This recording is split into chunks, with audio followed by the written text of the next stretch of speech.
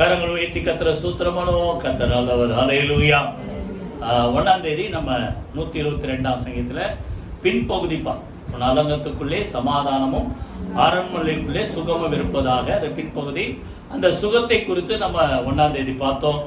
இன்னைக்கு அந்த முதல் பகுதி, உன் அலங்கத்துக்குள்ளே சொல்லுங்க சமாதானம் உண்டாவதாக. இப்போ இந்த தேவ சமாதானத்தை குறித்து 3 வகையா நம்ம பார்க்க போறோம். ரொம்ப நேரம் நான் எடுக்க மாட்டேன், திருவிருந்து இருக்கிறதால சீக்கிரமா முடிச்சிருவேன். சரியா? 3 வகை என்னன்னா, எந்தெந்த இடத்துல தேவ சமாதானம் ஆளுகை செய்யணும். தேவ சமாதானம் உங்கள் இருதயங்களில் ஆளுகை செய்வதாக வார்த்தை இருக்கு, புரியுதா? அப்போ எந்த இடத்துல சமாதானம் ஆளுகை செய்யணும். 2வது, அந்த சமாதானம் எப்படிப்பட்ட சமாதானம் தேவன் கொடுக்கிறார். எல்லாத்துக்கும் ஒரு லெவல் இருக்கு, அதை நீங்க பார்க்க போறோம். 2வது. 3வது, அந்த சமாதானம் நம்முடைய குடும்பத்துல உங்க இருதயத்துல நிலைத்திருக்க நீங்க என்ன செய்யணும். உணவு வேணும்ல. அப்போ முதல்ல பார்ப்போம், தேவ சமாதானம் எப்படி எந்தெந்த இடத்துல ஆளுகை செய்யுதுன்னா, இந்த சங்கீதம் 122:7 படிச்சுட்டோமா? உன் அலங்கத்துக்குள்ளே சமாதானம் அரண்மனைக்குள்ளே சுகமும் இருப்பதாக. இப்போ தேவ சமாதானம் முதல்ல நம்ம வீட்டில் நம்ம இருதயத்தில் சமாதானமா வாழணும்னா நம்ம இருக்கிற இடத்துல சமாதானம்.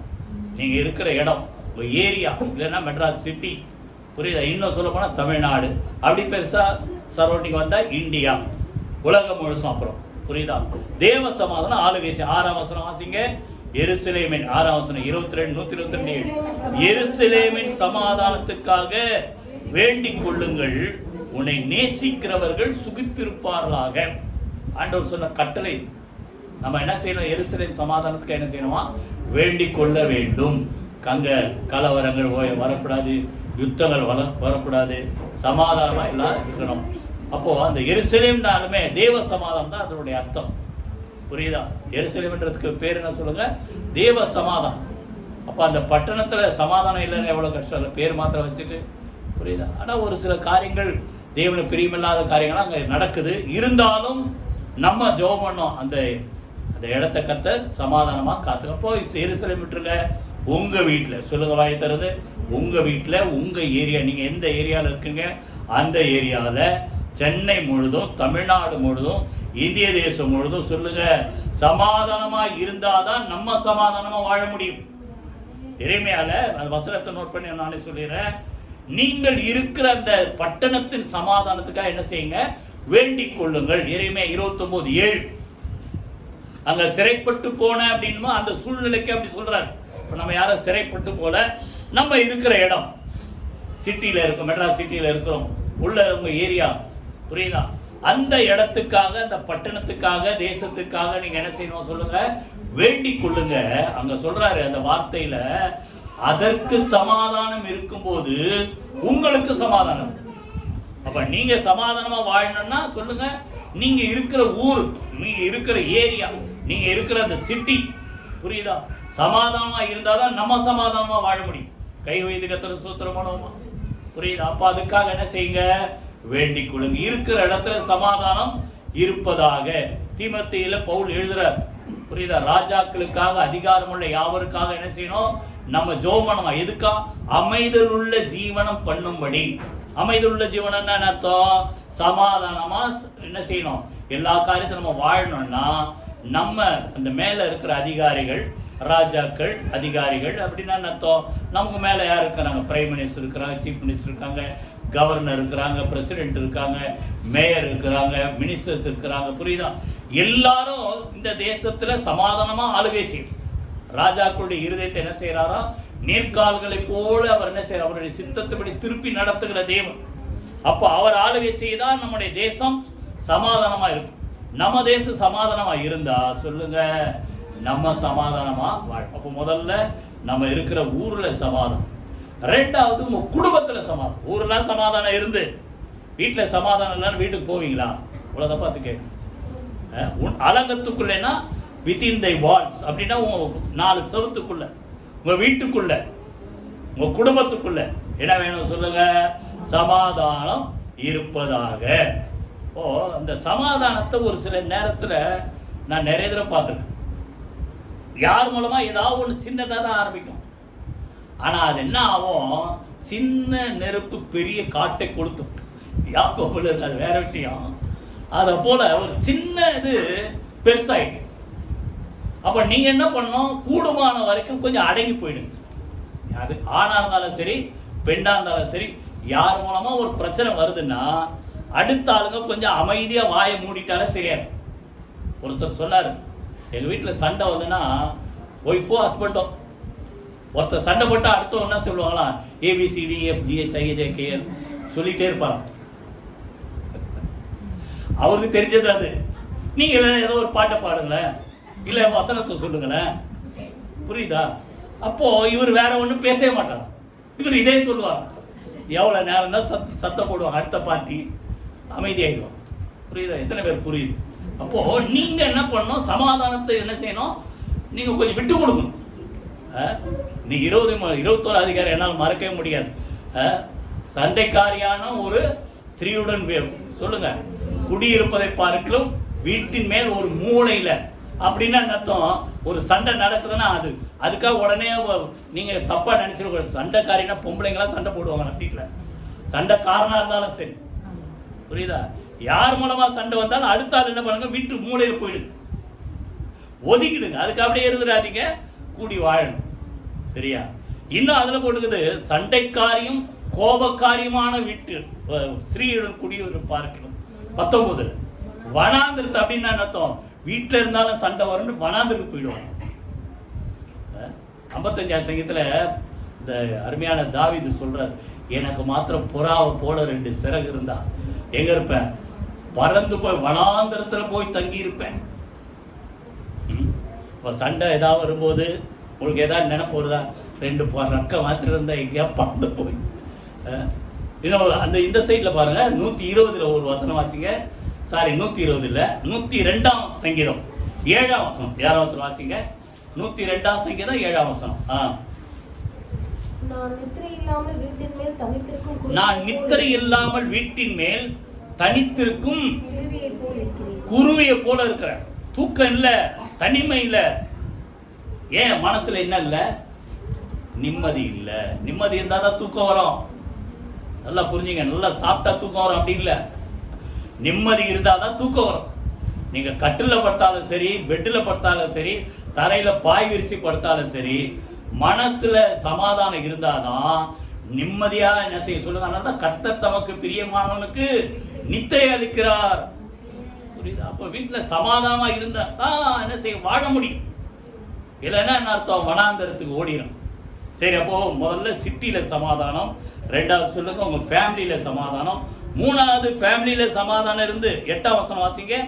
8 என் சகோதரன் நிமித்தம் என் சிநேகிதர் நிமித்தம் உன்னில் சமாதானம், உன்னுடைய இருதயத்துல, உன்னுடைய ஆவியில, உன்னுடைய ஆத்துமாவில என்ன இருக்கணும் சொல்லுங்க, வாய் திறந்து சமாதானம். அப்போ ஆவியில ஆத்துமாவில நமக்குள்ள இருதயத்துக்குள்ள சமாதானம் இருக்கணும்னா நல்லா கவனிங்க, நம்ம வழி கர்த்தருக்கு பிரியமா, உன்னுடைய வழிகள் கர்த்தருக்கு பிரியமா இருந்தால் சத்துருக்களோட உன்னோட சமாதானமாகும்படி செய்வார். பம்பு சண்டைக்காரா வந்தா கூட அடக்கிடுவாரு. நம்ம வழி அவருக்கு ஒழுங்கா இருக்கணும். ஏன்னா வழி சரியில்லைன்னா சமாதானம் இருக்க. துன்மார்க்கனுக்கு என்ன இல்லை படிச்சிருக்கீங்களா, துன்மார்க்கனுக்கு சமாதானம் இல்லை. புரியுதா? அப்போ நல்லா கவனிங்க, நம்ம இருதயத்துல சமாதானம் இதை யார் தான் தரணும், தேவன் தான். ஒரு ஜனத்துக்கானாலும் ஒரு மனிதனுக்கானாலும் தேவன் சமாதானத்தை கொடுத்தால் அவனை யாரால என்ன செய்ய முடியாதான், கலங்க பண்ண முடியாது. 34ஆம் அதிகாரம் யோபு 30ஆம் வசனம். புரியுதா? அப்ப ஆண்டவர் உனக்கு இருதயத்துல சமாதானத்தை கொடுத்துட்டா எந்த சூழ்நிலை வந்தாலும் அதை மாற்ற முடியாது. எந்த மனிதர்கள் என்ன சண்டை வந்தாலும் அதை மாற்ற முடியாது. நமக்குள்ள தேவன் சமாதானத்தை ஆத்துமாவிலே கொடுக்கிறார். அடுத்தது மற்ற மனிதர்களுக்குள்ள ஒரு சமாதானம். எபேசியர் ரொம்ப சீக்கிரமா பார்த்து முடிச்சிடும். எபேசியர் 2ஆம் அதிகாரம் 16-17 வாசிங்க. எபேசியர் 2ஆம் அதிகாரம் 16-17. பகையை சிலுவையினாலே கொன்று அதனாலே இருதிறத்தாரையும் ஒரே சரீரமாக தேவனுக்கு ஒப்புரவாக்கினார். அல்லாமலும் அவர் வந்து தூரமாய் இருந்த உங்களுக்கும் சமீபமாய் இருந்த அவர்களுக்கும் சமாதானத்தை சுவிசேஷமாக அறிவித்தார். நல்லா கவனிங்க, அங்க இருதரத்தார்னு என்ன அர்த்தம், இஸ்ரவேலர் புறஜாதி மக்கள். நீங்க அப்படி வச்சுக்கிட்டா இப்போ நம்ம என்ன செய்யணும், யாரா இருந்தாலும் சரி நமக்கும் மற்ற மனிதர்களுக்கும் நடுவில் என்ன இருக்கணும் சொல்லுங்க, சமாதானம் இருக்க வேண்டும். கைகளை வைத்து கர்த்தரை ஸ்தோத்திரம் பண்ணுமா. இன்னைக்கு பாத்தீங்கன்னா கடைசி நாள் அப்படிதான் இருக்குன்றார். என்ன சொல்றாரு, மனுஷனுக்கு அவன் யாரு சத்துருவான், அவன் வீட்டார் தான் சத்துரு. என்ன பிரிவினை வருமா, மகனுக்கும் தகப்பனுக்கும் நடுவில், மகளுக்கும் தாய்க்கும் நடுவில், மாமியாருக்கும் மருமகளுக்கும் நடுவில். இப்போ இதெல்லாம் வருதுன்னா கடைசி நாள்ல இருக்கிறோம்னு அர்த்தம். அப்ப நல்லா கவனி, மற்ற மனிதர்களுக்குள்ள அங்க தூரமா இருந்த அவங்களுக்கும் சமீபமா இருந்த உங்களுக்கு நடுவுல, தூரமா இருந்த உங்களுக்கும் சமீபமா இருந்த அவர்களுக்கு நடுவுல அப்படின்னா அர்த்தம். தேசத்துக்கு தேசம் எப்படி இருக்கணும் சொல்லுங்க, சமாதானமா வாழணும். கைகளை வைத்து கர்த்தரை ஸ்தோத்திரம். இன்னைக்கு பாருங்க, கொஞ்சம் அப்படி தவறிச்சுன்னா உலகமே மொத்தமா காலி, அப்படி இருக்குது சூழ்நிலை. புரியுதா? தேர்ட் வேர்ல்டு வார் எப்போ வரும் தெரியல. அதுக்காக யுத்தம் வரணும்ல, நீங்க ஜெபம் பண்ணணும். புரியுதா? அப்ப ராஜ்யங்களுக்குள்ள என்ன வேணும், வாயத்திறந்து சொல்லுங்களேன், சமாதானம் என்ன செய்யணும் சொல்லுங்க, ஆளுகை செய்ய வேண்டும். புரியுதா? மற்ற மனிதர்களுக்கு ஒருத்தருக்கு ஒருத்தர் எப்படி இருக்கணும் சொல்லுங்க. இன்னைக்கு அப்படிதானே இருக்குது. அந்த பாஷைகளுக்கார அடிச்சுக்கிறான். திடீர்னு ஒரு தனி பிரச்சனை வந்தா பாஷைக்கார அடிச்சுக்கிறான், இவன் அவன். அடுத்தது ஏதாவது மத கலவரம். புரியுதா? இந்த மதத்துக்கு அந்த மதத்துக்கு சண்டை. இப்போ அதெல்லாம் ஒஞ்சுன்னா ஒரு தேசத்துக்கு அடுத்த தேசத்துக்கும் நடுவில் சண்டை. இப்போ பாருங்க, சமீபத்தில் ஒரு சின்ன நாடு கம்போடியா, அடுத்தது எது தாய்லாந்து நினைக்கிறேன், ஏதோ ஒரு கோயிலை வச்சு சண்டை. புரியுதா? அப்படிலாம் இருக்கக்கூடாது. பெண்ணாவும் அவனுக்கு சப்போர்ட்டா 4 பேர், இவனுக்கு சப்போர்ட் 4 பேர் என்னாச்சுன்னு அர்த்தம், அந்த ஏரியாவில் பெருசாக சண்டை. அப்புறம் என்ன ஆகும், மொத்தமாகும். அதனால தினந்தோறும் நீங்க என்ன செய்யணும், எல்லா தேசங்களுக்குள்ள எல்லா ஜனங்களுக்குள்ள சமாதானம் வேணும்னு என்ன செய்யணும் சொல்லுங்க, ஜெபம் பண்ணணும். எல்லாத்துக்கும் மேல நமக்கும் தேவனுக்கும் நடுவில் சமாதானம். கொலோசியர் 1:20 யாராவது வாசிங்க. சமாதானம் எங்கெங்கெல்லாம் இருக்கணும். கொலோசியர் 1:20 அவர் சிலுவையில் சிந்தின ரத்தத்தினாலே சமாதானத்தை உண்டாக்கி பரலோகத்தில் உள்ளவைகள் யாவை அவர் மூலமாய் தமக்கு ஒப்புரவாக்கி கொள்ள அவருக்கு. இப்ப நம்ம பூலோகத்துல இருக்கிறோம், பரலோகத்துல தேவன் இருக்கிறார். இன்னும் ஏற்கனவே மரித்து காலம் சென்ற பரிசுத்தவான்கள் தேவன் அந்த ராஜ்யத்துல இருக்கிறார். புரியுதா? அப்போ நமக்கும் சொல்லுங்க, வாய் திறந்து, நமக்கும் தேவனுக்கும் நடுவில் என்ன வேணும் சொல்லுங்க, சமாதானம் வேணும். அது இல்லைன்னா ரொம்ப கஷ்டம்.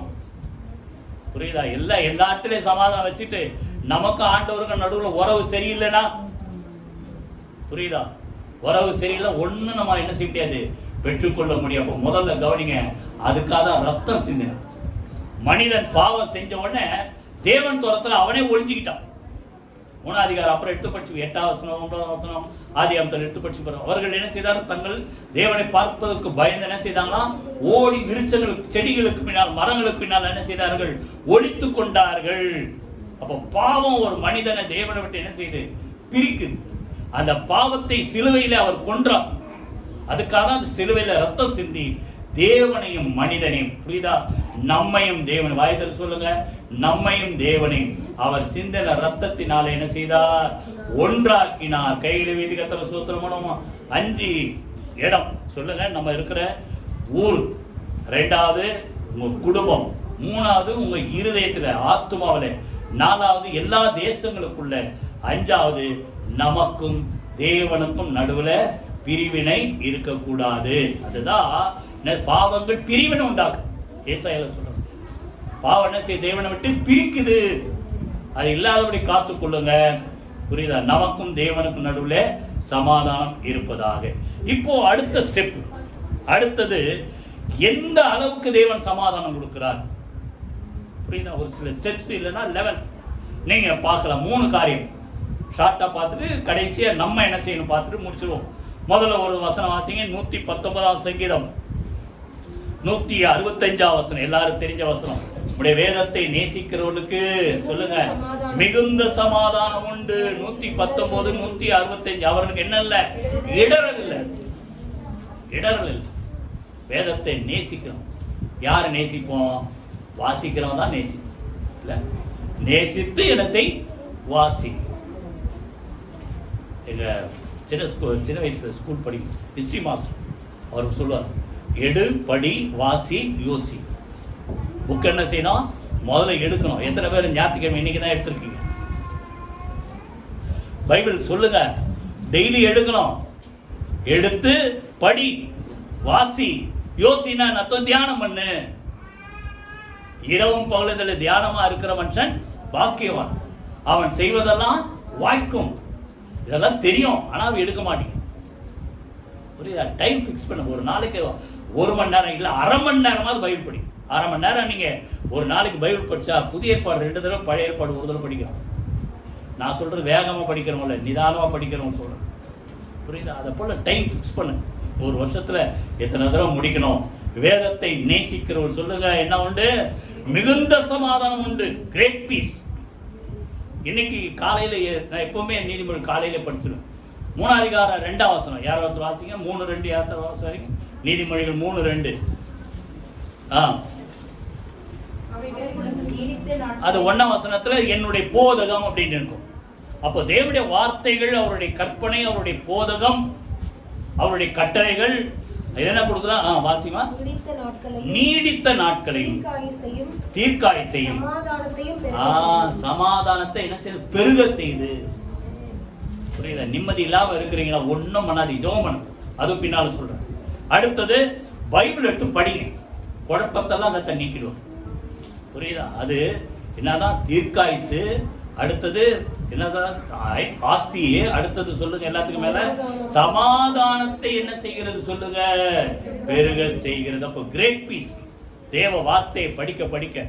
2வது ஏசாயா 26:3 எல்லாருக்கும் தெரிந்த வார்த்தை. அதுவும் உம்மை உறுதியாய் பற்றி கொண்டு எடுத்துட்டீங்களா? ஏசாயா 26:3. உம்மை உறுதியாய் பற்றி கொண்ட மனதை உடையவன் உண்மையே, வேற யாரும் அல்ல, அவரை தான் நம்பிக்கை. புரியுதா? இறைமையால ஒரு வார்த்தை, கர்த்தர் மேல் நம்பிக்கை வைத்து கர்த்தரையே தன் நம்பிக்கையா கொண்டிருக்கிற மனுஷன் பாக்கியவான். அப்போ இங்க சொல்றாரு, உம்மை உறுதியாக பற்றி கொண்ட மனதை உடையவன் உண்மையே அவரையே நம்பி இருக்கிறபடியினால் நீர் அவனை சொல்லுங்க பூரண சமாதானத்துக்குள் வைத்து காத்துக்கு. Perfect peace. பூரண சமாதானம் அர்த்தம் குறைவில்லாத எல்லா வகையிலும் நம்முடைய இருதயத்தில் என்ன வந்து நிரம்புது? தேவன் கொடுக்கிற ஒரு சமாதானம் நம்முடைய இருதயத்தை ஆளுகை செய்கிறது. இது எப்போ வரும்? அவர் மேல நம்பிக்கை வச்சு பற்றிக்கொள்ளும். பயத்தில் சொல்லுங்க, அவர் மேல சொல்ல மாட்டீங்களே, அவர் மேல நம்பிக்கை வைத்து அவர் என்ன செய்யணும்? பற்றி கொண்டால் நீங்க எதுக்கு என்ன செய்ய மாட்டீங்க சொல்லுங்க? பயப்பட மாட்டீங்க. கைகளை வைத்து கர்த்தரை ஸ்தோத்திரமோ பாதல் பாட்டு கூட, உறுதியாய் பற்றி கொண்டோ உண்மையை நம்பியுள்ளோ பூரண சமாதானம் புவிதனில் தருபவர். நல்ல பாட்டு. புரியுது? அப்ப நல்லா கவனிங்க. அவரை பற்றி கொள்ளுங்க, அவர் மேல நம்பிக்கை வைங்க. உங்க இருதயத்துல பெர்ஃபெக்ட் பீஸ் சொல்லுங்க. பூரண சமாதானம் ஆளுகை செய்ய. எல்லாத்துக்கும் மேல ஒரு பெரிய சமாதானம் ஏ தெரியுமா? அவருடைய சமாதானம். வாசிங்க இப்போ யோவான் 14:27. யோவான் 14:27 வாசிங்க. சமாதானத்தை உங்களுக்கு வைத்து போகிறேன், என்னுடைய சமாதானத்தை நான் உங்களுக்கு கொடுக்கிறேன் அப்படின்னு சொல்றாரு. என்னுடைய மை பீஸ். இப்ப இயேசு சொல்றாரு, என்னுடைய சமாதானத்தை உங்களுக்கு தரேன். புரியுதா? இப்போ சமாதானத்தை எத்தனை லெவல் பார்த்தோம்? மிகுந்த சமாதானம்.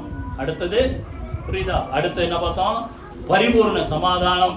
இங்க சொல்றாரு அவருடைய சமாதானம். சொல்லுங்க வாய் திறந்து, அவருடைய சமாதானம் நான் உங்களுக்கு கொடுக்கிற, உலகம் கொடுக்கிற பிரகாரம் நான் உங்களுக்கு கொடுக்கிறது இல்லை. உங்கள் இருதயம் கலங்காமலும் பயப்படாமலும் இருப்பது. உள்ள சமாதானம் தான், பயப்பட மாட்டீங்க. ஏன்? அவர் அவருடைய சமாதானத்தை என் இருதயத்தில் கொடுத்துருக்க. அப்போ உங்கள் இருதயம் கலங்காமலும் பயப்படாமல் இருப்பதாகன்னா அந்த சமாதானம் வர்றதுக்கு ஒரு வழி என்ன தெரியுமா? 1ஆம் வசனம். அதே 14:1 வாசிங்க. 1ஆம் வசனம் யோவான் 14:1.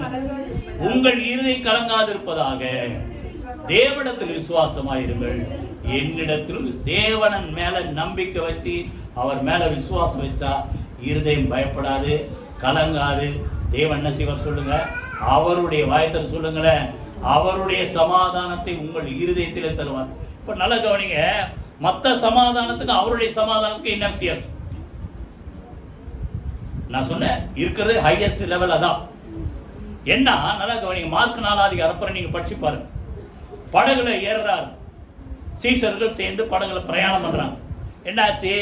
கடல் கொந்தளிக்குது, தண்ணி, கடல் தண்ணி படகுல நிரம்புது.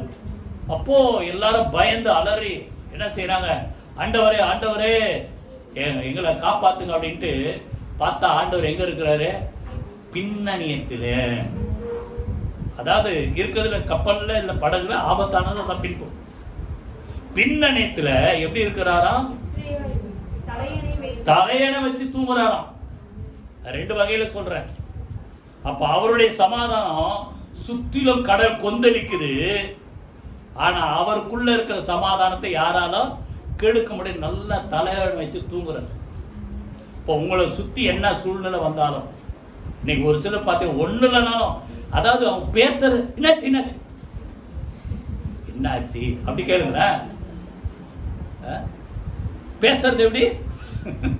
நல்லா கவனிங்க. அதாவது நீங்க கேட்கறதுல அடுத்தால பயம் காட்டிங்க. புரியுதா? நல்லா கவனிங்க. பதறாரு. விசுவாசிக்கிறவன் சொல்லுங்க, பதறா. புரியுதா? அப்போ நல்லா கவனிங்க. எதுக்கு வந்தேன்? கடல் கொந்தளிக்குது, இவர் நித்திரையா இருக்கிறார். இப்ப இதை அப்படியே மாத்தி பாருங்க. கடல் கொந்தளிக்குது, அவர் ஏன் தூங்குறாரு? அவருக்குள்ள சமாதானத்துக்கு தூங்குறாரு. அவர் அந்த கடல் கொந்தளிப்பு அவருடைய தூக்கத்தை கெடுக்கல, அவர் சமாதானத்தை கெடுக்கல. அது ஒரு பாயிண்ட். 2வது, அவர் தூங்க விட்டது யாரு? புரியுதா உங்களுக்கு? அவர் தூங்க விட்டது யாரு? இவங்க தான் தூங்க விட்டாங்க.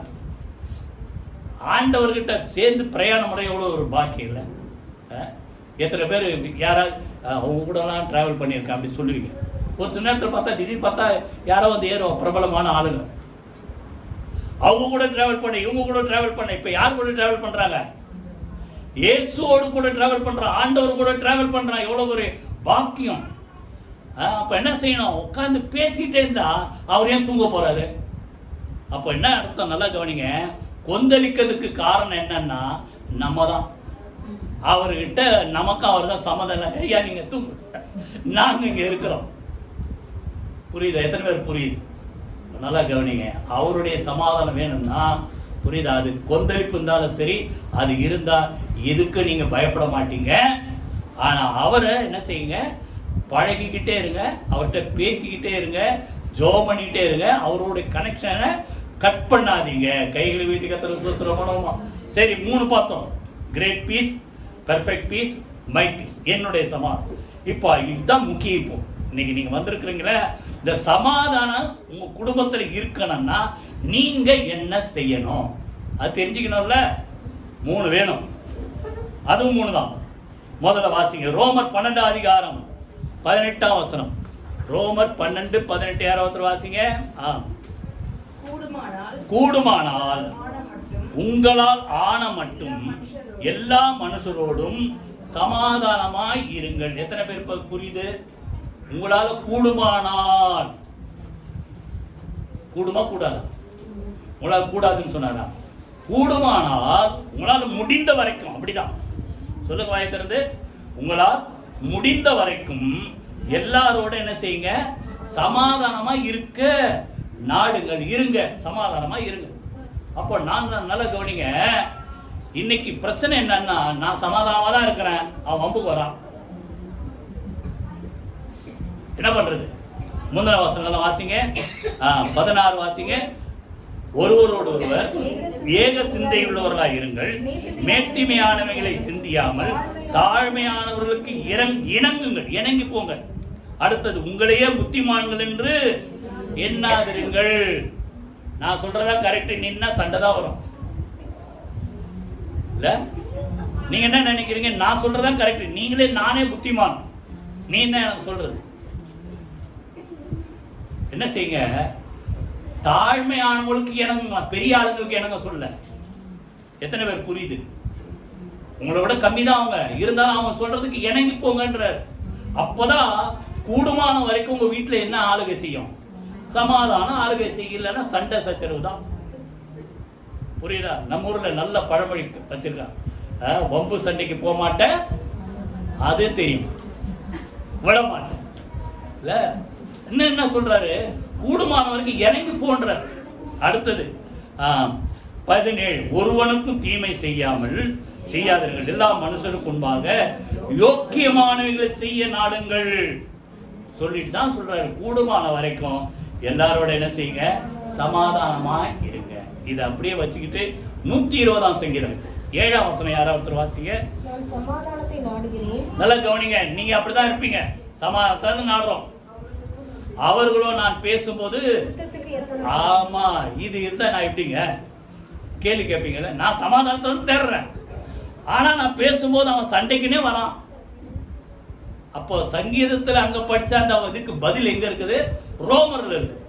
கூடுமான வரைக்கும் தாழ்மையானவங்களுக்கு, உங்களோட சின்ன ஆளா இருந்தாலும் சரி, என்ன செய்யுங்க, சொல்ல மாட்டீங்களே, இணங்கி போங்க. சொல்லுங்க, வாயை தருது.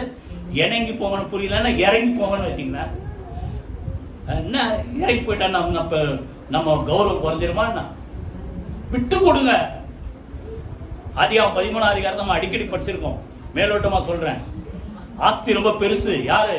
லோத்துக்கும் ஆஸ்தி நிறைய இருக்கு, ஆபிரகாமுக்கும் ஆஸ்தி நிறைய இருக்குது, மிருகஜீவன் நிறைய இருக்குது, வேலைக்காரங்க நிறைய இருக்கிறாங்க. என்ன அது, தண்ணி பத்தல, மேய்ச்சலுக்கு இடம் பத்தல, புரியுதா? உடனே வாக்குவாதம் வருது. வாக்குவாதம் வந்த உடனே இந்த வேலைக்காரங்க அந்த வேலைக்காரங்க சண்டை வருது. உடனே ஆபிரகாம் சொல்றாரு,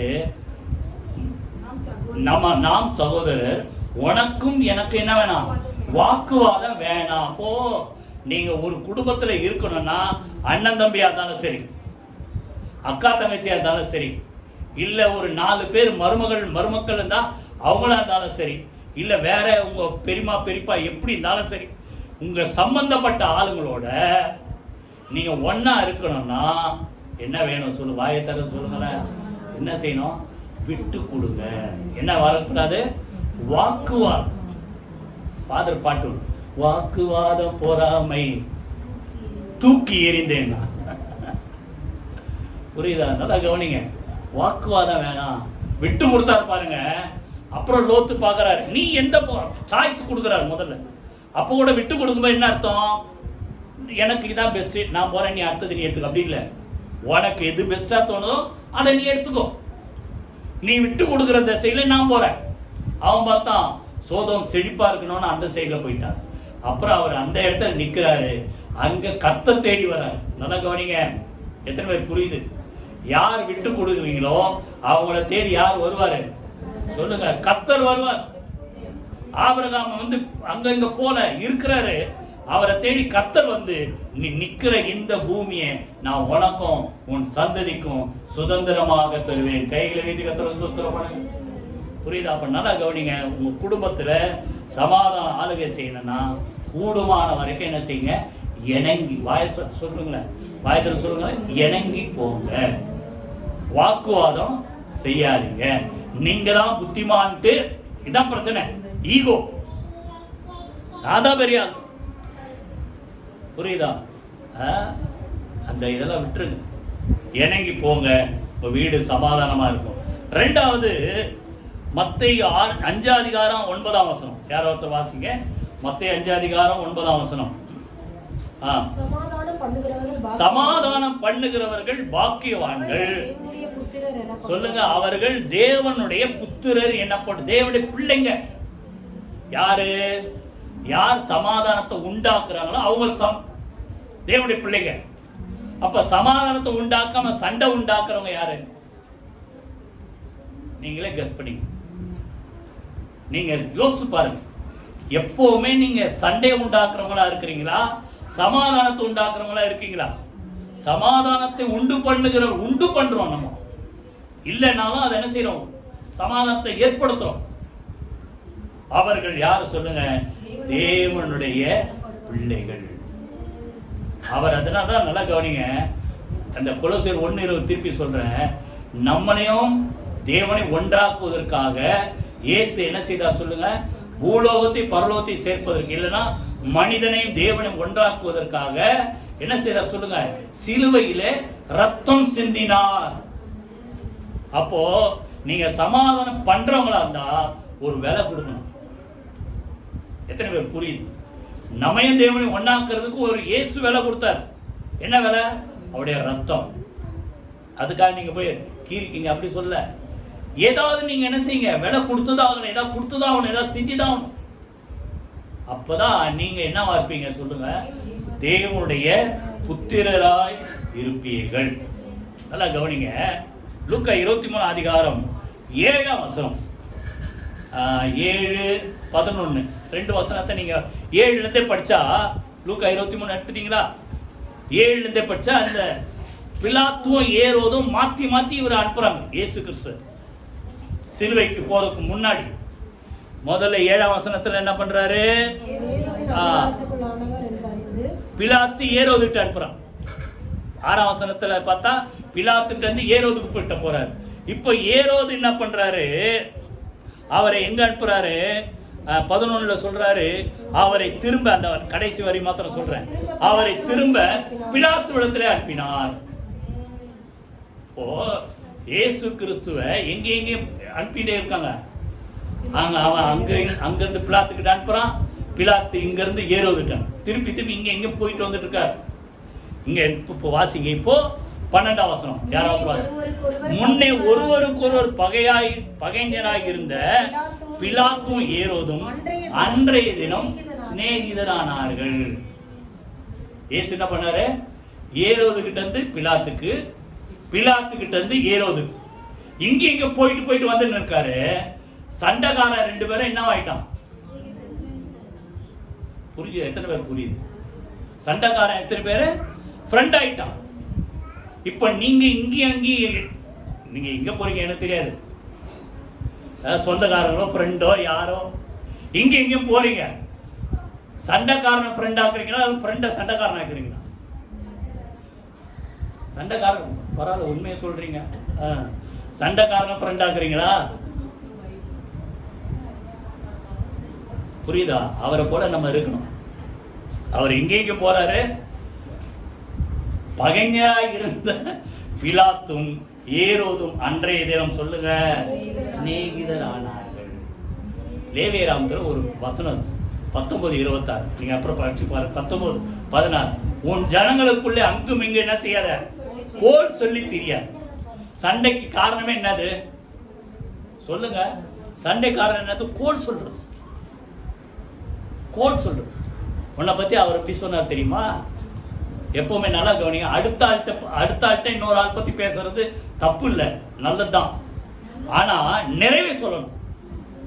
எத்தனை ஹோட்டல்ல எழுதி வச்சிருக்கான் பார்த்துருக்கீங்களா? சாப்பிட்ட உடனே அங்க ஒரு ஏதாவது போர்டு எங்கேயா வச்சிருப்பான், நிறைவை நிறைவை அடுத்தவரிடம் சொல்லுங்கள், குறைவை எங்களிடம் சொல்லுங்கள்.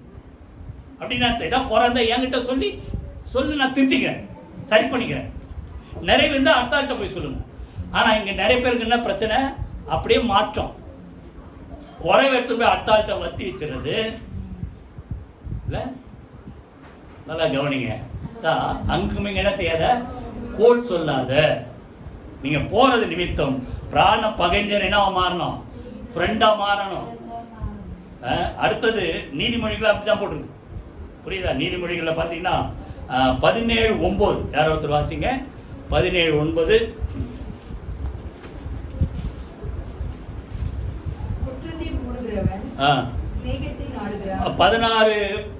16:28 கூட வாசிங்க. 16:28 கோல் சொல்லுகிறவன் பிராண சிநேகிதரை என்ன செய்யறானா? பிரிச்சிடறான். அங்க ஏரோது பிலாத்தும் பிராண பகைஞர். இவர் போனதால ஒன்னாயிட்டான், ஃப்ரெண்ட் ஆயிட்டான். இங்க என்ன ஆகுது? எப்படி கோல் சொல்ற பழக்கம் இருந்தா பிராண சிநேகிதர் ஃப்ரெண்டுங்களை என்ன பண்ணிட்டாங்களாம்? பிரிச்சிடறான். சரி, நான் கோல்லாம் சொல்லங்க, உண்மையதான் சொன்னேன் இல்ல. இப்போ வாசிங்க 17:9 குற்றத்தை மூடுகிறவன். ஆமா, யாராவது தப்பு பண்ணா அவங்க அதை பத்தி பேச, அதெல்லாம் பரவாயில்லப்பா, மன்னிச்சிருப்பா அப்படின்றீங்களா? இல்ல அப்படியா பண்ணா, எனக்கும் அப்படி பண்ணா தெரியுமா? தூண்டி விடுறது. குற்றத்தை மூடுகிறவன் அவன் சிநேகத்தை நாடு மூடணும். அடுத்தது கேட்டதை சொல்லுகிறான். பொய்லாம் நீங்க சொல்ல, அவங்க சொன்னதா இவங்ககிட்ட சொல்றீங்க. கேட்டதை சொல்றவன் சொல்லுங்க பிராண சிநேகிதரை என்ன செய்யறான்? பிரித்து விடுகிறான். நல்லா கவனிங்க. அதனால நீங்க என்ன பண்ணும்? சமாதானத்தை சொல்லுங்க. இப்போ உண்டு பண்ணு. சொல்லுங்க வாய் தருது. சமாதானம் பண்ணுகிறவர்கள் பாக்கியவான்கள், அவர்கள் தேவனுடைய புத்திரர் எனப்படுவார். சங்கீதத்துல பாத்தீங்கன்னா 15ஆம் சங்கீதத்துல யார் கர்த்தருடைய பர்வதத்திலே வாசம் பண்ணுவார்? அங்க என்ன போட்டு தெரியுமா? 3ஆம் வசனம் யாராவது வாசிங்க எடுத்தீங்கன்னா டக்குன்னு 15:3 சங்கீதம் 15:3. யார் அங்க இருக்க முடியும்? அடுத்து முதல் தகுதி என்ன செய்யக்கூடாது சொல்லுங்க? புறம்பூறக்கூடாது. தன் தோழனுக்கு தீங்கு செய்யாமலும் அயலான் மேல் சொல்லப்படும் நிந்தையான பேச்சை எடுக்காமலும் இருக்கிறான். உங்ககிட்ட வந்து உன்னை பத்தி அவர் இப்படி சொன்னார்னா அதை எடுக்காத. இல்ல வேற யாரை பத்தி எதை சொன்னாலும் அதை எடுக்காத. ஏன் இதெல்லாம் என்கிட்ட சொல்ற? நீங்க எப்பவுமே நீங்க நல்லா கதை கேட்கிற ஆளா இருந்தா உங்ககிட்ட 10 பேர் வந்து கதை சொல்லுவான். இதை முதல்ல செய்யுங்க. நீ அவனை பத்தி என்கிட்ட ஏன் சொல்ற? அவன்கிட்ட போய் சொல்லு. சொல்லி பாருங்க. அடுத்த ஆளு மட்டும் வந்து என்ன செய்ய மாட்டான்? வத்தி வைக்கவே மாட்டான். புரியுதா? அயலான் மேல் சொல்லப்படும் நிந்தையான பேச்சை சொல்லுங்க, எடுக்காமல் இருக்கு. அப்ப நல்லா கவனிங்க. முதல்ல சொல்லுங்க, கூடுமான வரைக்கும் சமாதானத்தை நாடுங்க. ரெண்டாவது நீங்க சமாதானம் பண்றவங்களா இருங்க. மூணாவது சமாதானம் வேணும்னா நம்ம என்ன செய்யணும்? பிலிப்பியர் 4ஆம் அதிகாரம், எல்லாருக்கும் தெரிஞ்ச வசனம், 6ஆம் வசனம் 7ஆம் வசனம். பிலிப்பியர் 4ஆம் அதிகாரம் 6, 7 வாசிங்க. நீங்கள் ஒன்றுக்கும் கவலைப்படாமல் எல்லாவற்றையும் குறித்த உங்கள் விண்ணப்பங்களை சோத்திரத்தோட கூடிய ஜெபத்தினாலும் வேண்டுதலினாலும் தேவனுக்கு தெரியும். கவலை இருக்குது, சமாதானம் இல்லை. எத்தனை பேர் மனசுல இருக்குது கவலை? கவலைப்படாதீங்க. எல்லாத்தையும் என்ன செய்யுங்க? சோத்திரத்தோடு ஜெபம் பண்ணி வேண்டுதல் செய்து என்ன செய்யுங்க? தேவனுக்கு அவருக்கு தெரியப்படுத்துங்க. பாட்டெல்லாம் பாடுவீங்க. கர்த்தர் மேல் பாரத்தை வைத்து விடு, கலங்கி தவிக்காதே. பாரத்தை வச்சிருக்கீங்களா? எடுத்துக்கிறீங்களா? புரியுது? எத்தனை பேர் புரியுது சொல்லுங்க. அப்ப தேவனுக்கு தெரியப்படுத்துற ஜெபத்துல. அப்பொழுது எல்லா புத்திக்கும் மேலான சமாதானம் உங்கள் இருதயங்களையும் உங்கள் சிந்தைகளையும் கிறிஸ்து இயேசுக்குள்ளாக. அது என்ன சமாதானமா? எப்படி வந்ததுன்னே தெரியாது. எல்லா புத்திக்கும் மேலான ஒரு தேவ சமாதானம். ஃபாதர் நல்லா பாடியிருக்கு. அறிவை கடந்த தெய்வீக அமைதி. நல்ல வார்த்தை அது. சொல்லுங்க. அறிவை கடந்த தெய்வீக அமைதி அடிமை வாழ்வின் கேடகமே. கைவீதி கத்தல சூத்திரமான நல்லா கவனிங்க. மூணாவது சமாதானம் உங்ககிட்ட ஆளுகை செய்யணும்னா எதுக்கும் கவலைப்படாத. எல்லாத்தையும் அப்படியே என்ன பண்ணுங்க? சோத்துருங்க. சோத்திரத்தோடு கூடிய ஜெபத்தினாலும் வேண்டுதலினாலும் தேவனுக்கு தெரியும். என்ன போராட்டம் வந்தாலும் சரி அப்படியே ஆண்டவர்கிட்ட சொல்லுங்க. எபேசியர்ல பார்த்தீங்கன்னா என்னது? மாம்சத்தோடு ரத்தத்தோடும் 6ஆம் அதிகாரத்தில் மாம்சத்தோட ரத்தத்தோடும் துரைத்தனங்களோடும் அந்த அதிகாரங்களோடு அந்தகார ஆதிக்கங்கள் வானமடத்த புல்லாதல சேனைகளோடு நமக்கு என்ன உண்டு? போராட்டம் உண்டு. தீங்கு நாளில் அவைகளை எதிர்க்க நீங்கள் சர்வாயுத வர்க்கத்தை என்ன செய்யுங்க? தரித்துக் கொள்ளுங்கள். 6 ஆயுதம் பூர்ணமா. 7வது ஆயுதம் தெரியுமா? எல்லா மனிதருக்காக செய்கிற வேண்டுதலோடு தேவனுடைய சமூகத்துல விழித்திருங்கள். கை விதிக்கிறப்போ சமாதானத்தை கெடுக்கிற அந்தகார கிரியைகள், போராட்டம், இதை ஜெயிக்கணும்னா புரியுதா? சர்வாயுத வர்க்கத்தை எடுத்துங்க. எல்லாத்துக்கும் அது பூர்ணமாவது எங்க? ஜெபத்துல. எல்லா மனிதருக்காக செய்கிற ஜெபத்தினால வேண்டுதலால் என்ன செய்யுங்க? தேவனுடைய சமூகத்துல விழித்திருங்கள். கைகளை வைத்து சூத்திரம் மூலமா. 3வது சொல்லுங்க, துதி சூத்திரம் ஜெபம். உங்க குடும்பத்துல என்னத்தை கொண்டு வரும் சொல்லுங்க? சமாதானம். எல்லாரும் எழுந்திரு கத்துற சூத்திரம் மூலமா. எல்லா இடத்துல சமாதானம் ஆளுகை செய்யணும்னு பார்த்தோம் எல்லாரும். இல்ல எங்க சமாதானம் இல்லையே ஜோமன். எங்க கர்த்தர் எல்லா குடும்பத்திலும் சமாதானத்தை தருவாராக. முதல்ல உங்க ஊர்ல சிட்டில, 2வது உங்க குடும்பத்துல, 3வது உங்க ஆத்துமாவில ஆவியில உங்க இருதயத்துல, 4வது சொல்லுங்க தேசங்களுக்குள்ளாக சமாதானம்.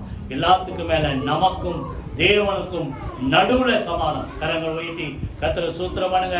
எங்க உங்களுக்கு வாழ்க்கையில சமாதானம் குறைவோ ஆண்டவருக்கு தெரியும். வாயத்திறந்து கர்த்தரை துதி நல்ல சூத்திரம் பண்ணுங்க. ஆண்டவரே என் குடும்பத்துல சமாதானம் வேணும் சொல்லுங்க. வாயத்திறந்து கர்த்தர் தேவ சமாதானம் உங்கள் இருதயங்களை ஆளுகை செய்யும்படியாக கர்த்தர் அனுக்கிரகம் செய்வார். வேதத்தை நேசிக்கிறவர்களுக்கு மிகுந்த சமாதானம், அவரை பற்றி கொண்டு நம்பி இருக்கிற மக்களுக்கு பரிபூர்ண சமாதானம். எல்லாத்துக்கும் மேல அவர் மேல விசுவாசம் வச்சா ஆண்டவர் என்னுடைய சமாதானத்தை உங்களுக்கு தருகிறேன் சொல்றார். கைகளை வைத்து கர்த்தரை துதிப்போம். சமாதானம் வேணும்னா நம்ம என்ன செய்யணும்? நல்லா துதிங்க, கர்த்தரை சூத்திரம் பண்ணுவோமா? ரோமர் 12:18 கூடுமான வரைக்கும் எல்லா வகையிலும் சமாதானத்தை நாடுங்க, இணங்கி போங்க, இறங்கி போங்க, விட்டு கொடுத்து வாழுங்க. உங்க குடும்பத்துல சமாதானம் ஆளுகை செய்ய. ரெண்டாவது சொல்லுங்க, சமாதானம் பண்றவங்களா இருக்கும், சண்டை மூட்டுறவங்களா இருக்கக்கூடாது. சண்டை என்ன செய்யணும்? அமர்த்தணும். புரியுதா? அதனால சமாதானம் பண்ணுகிறவங்களா இருங்க. எல்லாத்துக்கும் மேல எப்பவுமே ஜபத்துல, துதியில, சூத்திரத்துல எல்லாத்தையும் ஆண்டவருக்கு தெரியப்படுத்திக்கிட்டே இருங்க. உங்க இருதயத்துல எல்லா புத்திக்கும் மேலான தேவ சமாதானம் ஆளுகை செய்வதாக. நல்ல கர்த்தரை துதிப்போம், கர்த்தரை சூத்திரம் பண்ணுவோமா? கர்த்தரை துதிப்போம். ஆண்டவரே, இப்படிப்பட்ட ஒரு சமாதானம் வாயத்திற்கு கேளுங்க. வாயத்திற்கு எந்தெந்த குடும்பத்துல சகோதரர்களுக்குள்ள சமாதானம் இல்லை, கணவன் மனைக்குள்ள சமாதானம் இல்லை, பெற்றோர் பிள்ளைகளுக்குள்ள சமாதானம் இல்லையா, கூட பிறந்த மக்களுக்குள்ள சமாதானம் இல்லை, சொல்லுங்க. ஆண்டவரே, குடும்பத்துல தேவ சமாதானம் ஆளுகை செய்வதாக. எல்லா கரங்கள் வைத்து கர்த்தரை துதிப்போமா? கர்த்தரை சூத்திரம் பண்ணுங்க. ஹல்லேலூயா. நன்றி செலுத்துவோம், நன்றி செலுத்துவோம். நன்றி தகப்பனே, உம்முடைய நாமத்தை உயர்த்துகிறோம், மகிமைப்படுத்துகிறோம். தேவ சமாதானம் ஒவ்வொரு குடும்பத்தை ஆளுகை செய்வதாக. சமாதானத்தை கெடுக்கிற எல்லா சாத்தானின் கிரியைகள் இயேசுவின் நாமத்தால் வேரோடு அழிக்கப்படுவதா. சமாதானத்தின் தேவன் சீக்கிரமாய் சாத்தானை உங்கள் கால்களுக்கு நசுக்கி போடுவார் சொன்ன வார்த்தைப்படி குடும்பங்களை சமாதானத்தை கெடுக்கிற, சண்டைகளை உண்டு பண்ணுகிற, சந்தேகத்தை உண்டு பண்ணுகிற, பிரிவினை உண்டு பண்ணுகிற எல்லா சத்துருவின் கிரிகளில் இயேசுவின் நாமத்தினாலே ஜெயம் எடுக்கிற தகப்பனே, தேவ சமாதானம் ஒவ்வொரு இருதயத்தில் ஆளுகை செய்வதா. தேவ சமாதானம் ஒவ்வொரு குடும்பத்தில் ஆளுகை செய்வதா, இருக்கிற நகரத்தில் ஆளுகை செய்வதா. நாமம் மகிமைப்படுவதா. இயேசு கிறிஸ்துவின் ஜீவனுள்ள ஜெயமுள்ள நாமத்தில் ஜெபிக்கிறோம் நல்ல பிதாவே. ஆமென், ஆமென். நம்முடைய கர்த்தராகிய இயேசு கிறிஸ்துவின் கிருபையும் பிதாவாகிய தேவனுடைய அன்பும் பரிசுத்த ஆவியானவருடைய அன்யோன்ய ஐக்கியம் நம்ம அனைவரோடும் சகல பரிசுத்த அனைவரோடும் ஆண்டவராகிய இயேசு கிறிஸ்து வருகமட்டு இருப்பதாக. ஆமென். என் ஆத்துமாவே கர்த்தரை ஸ்தோத்திரி, என் முழு பரிசுத்த நாமத்தை ஸ்தோத்திரி, என் ஆத்துமாவே கர்த்தரை ஸ்தோத்திரி, அவர் செய்த சகல உபகாரங்களையும் மறவாதே. Amen, amen, amen. God bless you.